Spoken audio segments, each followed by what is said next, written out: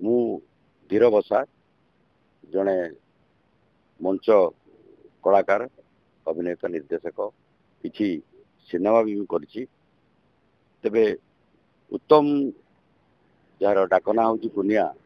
आमे दुई जन बहुत भल बंधु थिलु एका संगे आमे कॉलेज रे पाठ पढ़ीछु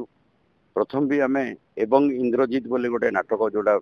आपनकर बादल सरकार ताकू नाट्य रूप दे ताकू ट्रांसलेट करथिले विजय महांती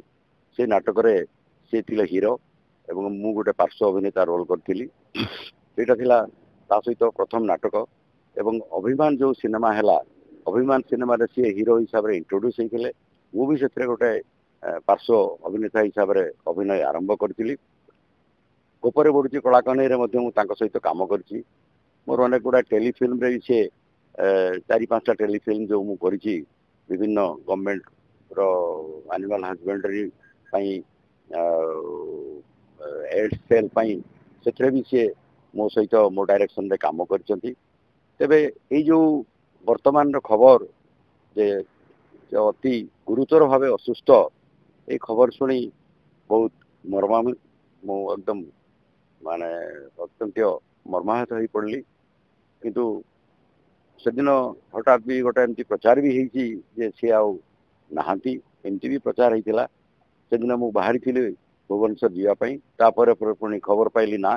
जे वेंटिलेटर रखाई किम्स हॉस्पिटल ले एवं पहर दिन राति 8:30 बेले दिल्ली मेदांत हॉस्पिटल को ट्रांसफर करागला आज अपडेट न्यूज जहाँ मु रखी से वेंटिलेटर रू बाहर कराई एवं सी वर्तमान आईसीयू रे अछंती से जन बहुत भल मनीष थिला फिल्म इंडस्ट्री रे ताको समस्ते भल पाउथिले माने स्पॉट बॉय टू आरंभ करी जते कलाकार जते निर्देशक होतु आर्ट डायरेक्टर होतु समस्ते ताको भल पाउथिले आउ से भी समस्त को बहुत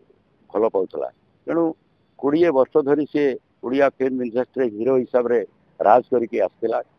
वर्तमान सुधा भी चलचंचल थिला हठात से दिन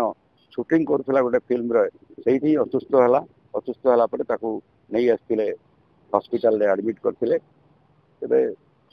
गोटे बहुत दुखद घटना आज ओडिशा पई समस्ते ओडिशावासी एवं से दिन आमे समस्ते